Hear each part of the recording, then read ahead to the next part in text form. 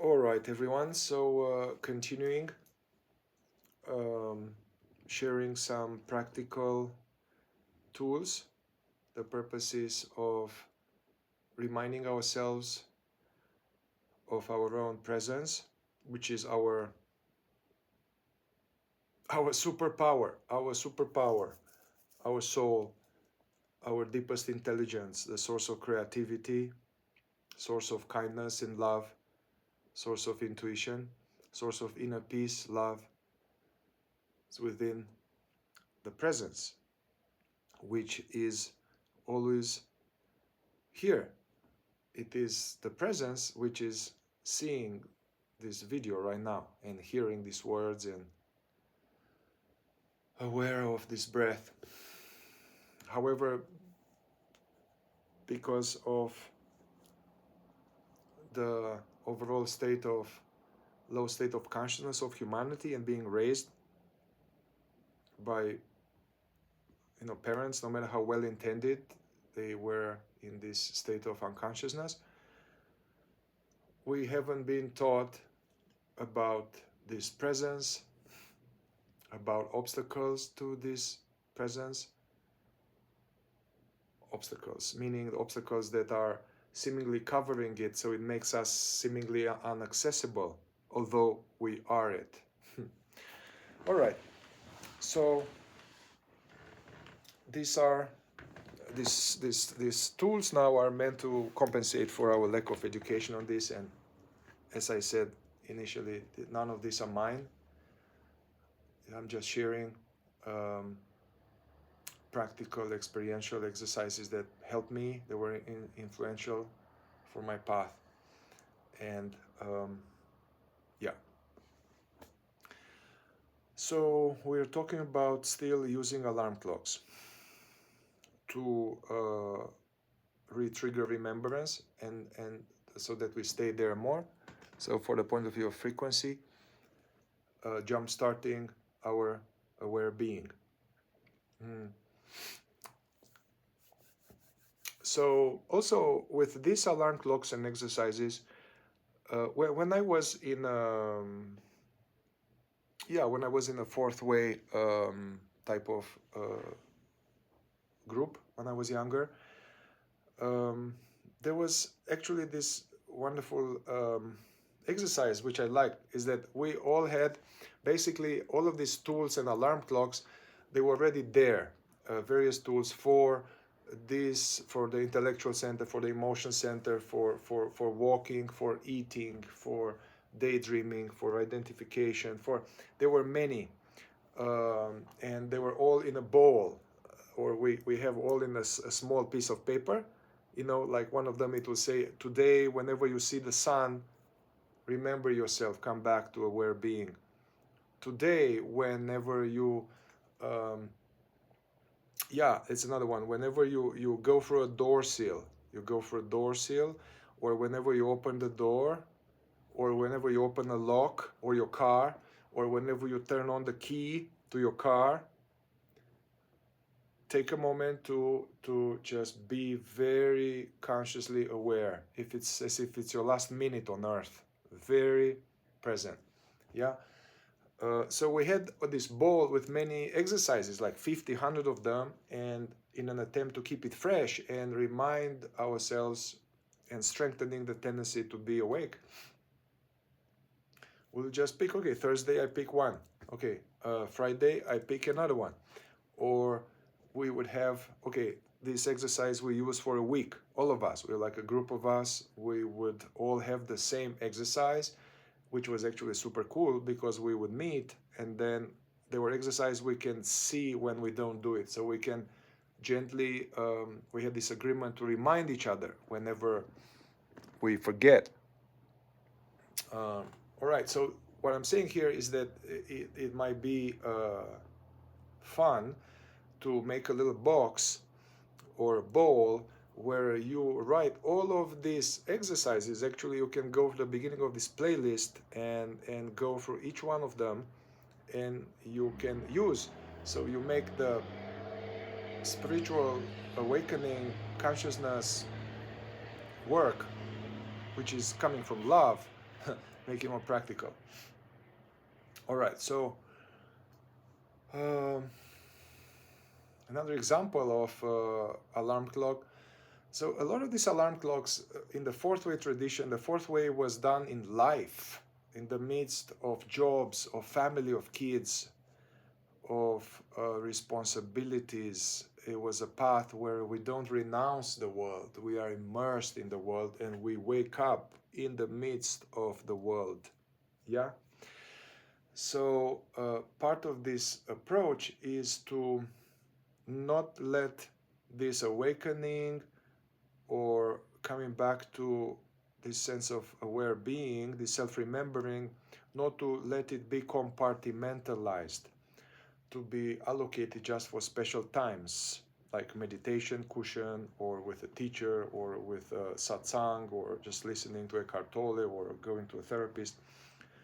So to be more spread out throughout this, it was called everyday inconspicuous moments.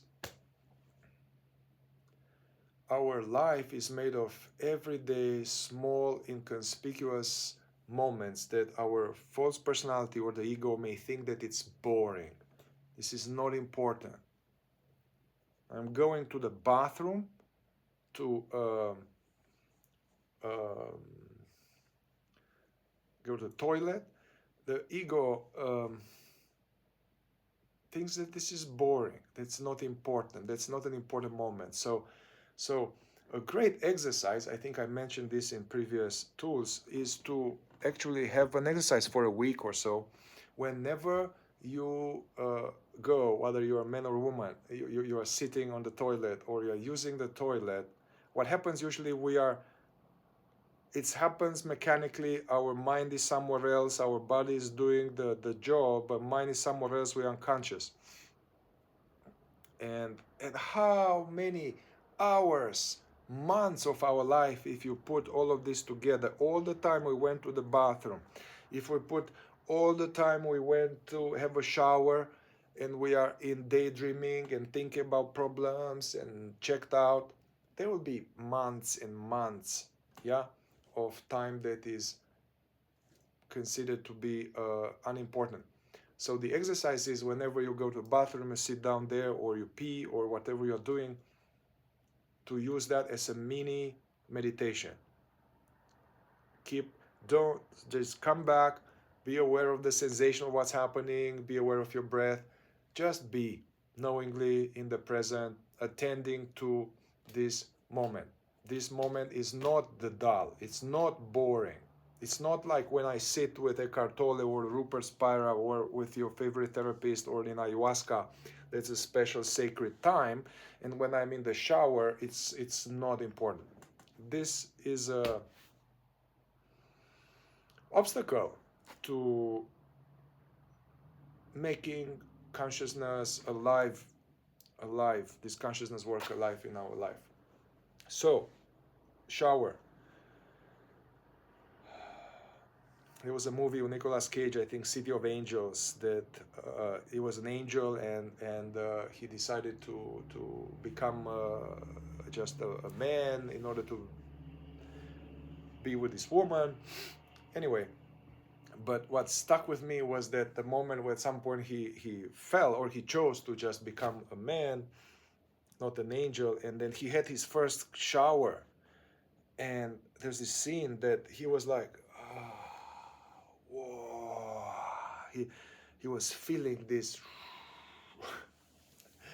the sensations, the pleasure. I mean, my God, our ancestors, hot water we have anytime.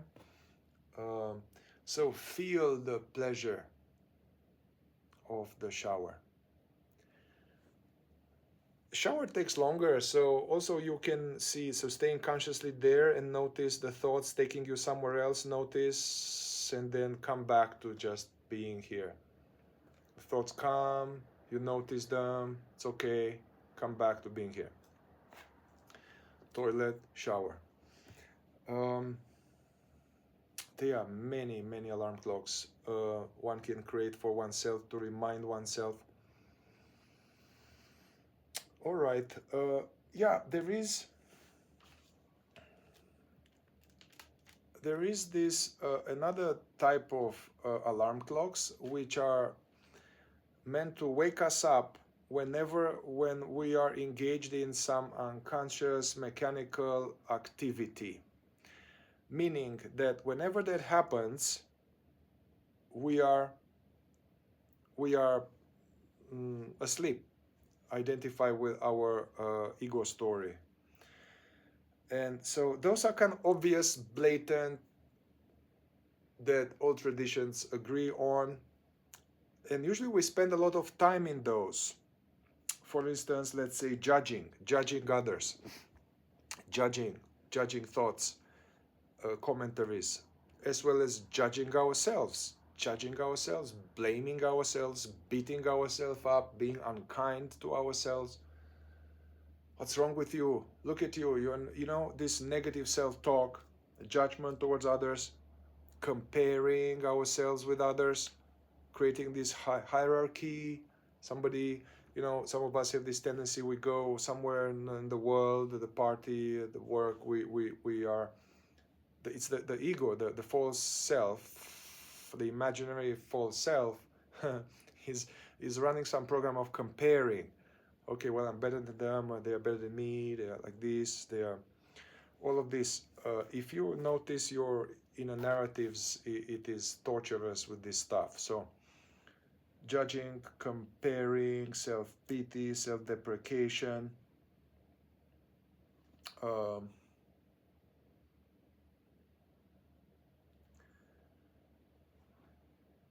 So the exercise could be whenever.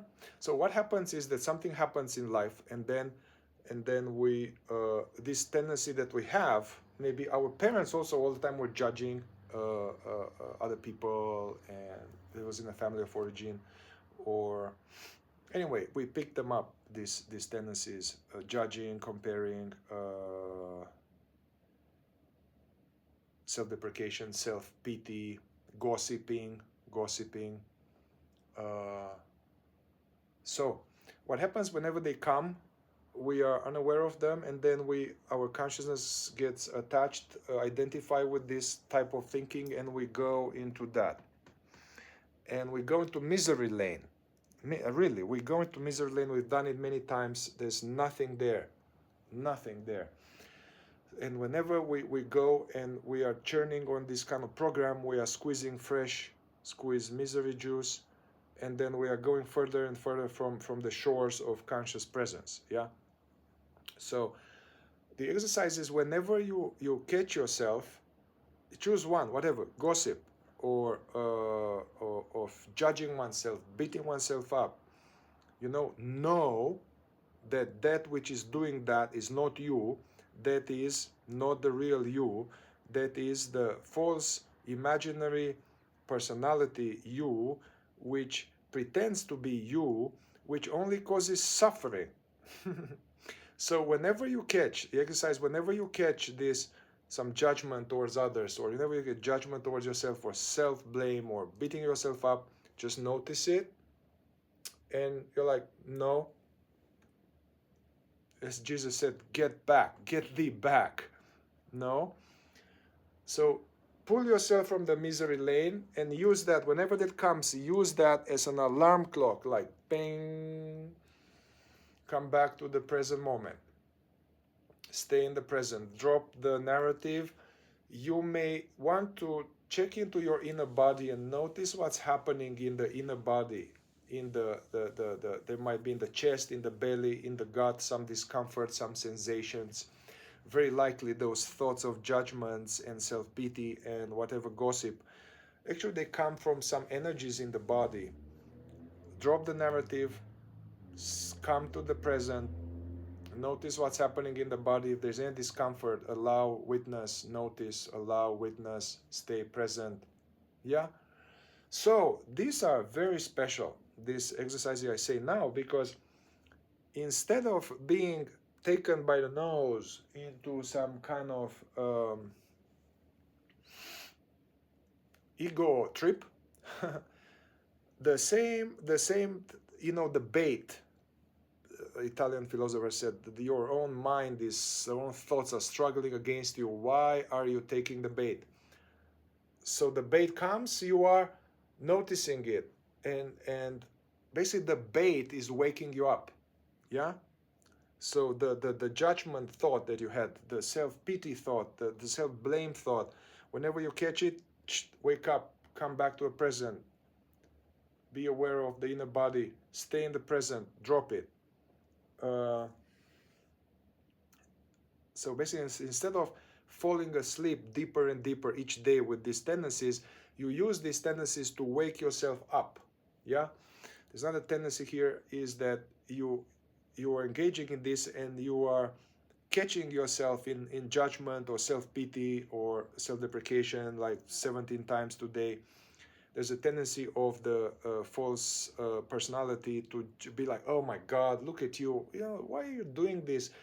Being upset about what we observe, judging what we observe, beating ourselves up because we notice these tendencies. This is a deception.